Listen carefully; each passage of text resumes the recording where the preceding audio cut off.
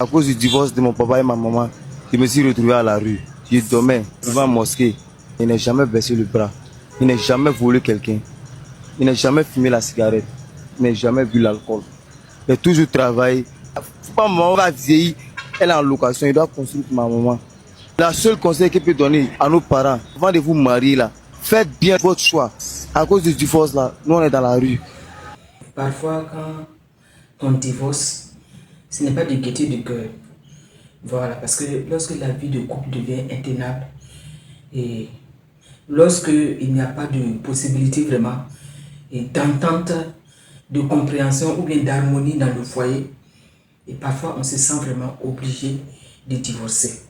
Parce que là, on veut se préserver, on veut préserver sa paix intérieure et parfois même on veut préserver sa santé. Voilà, sa santé mentale.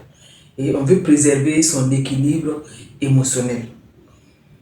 Mais ce que nous devons savoir, c'est que le divorce n'est pas sans conséquences.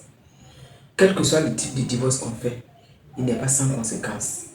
Et ici, je vais surtout parler des conséquences du divorce sur les enfants. Voilà pourquoi on encourage toujours les gens.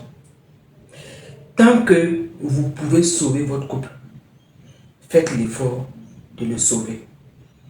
C'est pour dire que n'allez au divorce que lorsque vous avez tout tenté pour sauver votre couple et que ça n'a pas marché. Parce que les enfants sont des victimes innocentes. La majorité des enfants de la rue sont issus de foyers divorcés. Je le dis parce que j'ai géré un centre de récupération de ces enfants, un centre d'insertion socio-professionnelle des filles de la rue.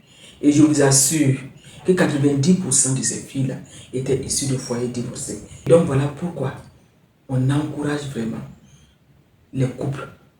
Quand ça ne va pas, faites tout pour vous entendre, pour ne pas effectivement arriver au divorce.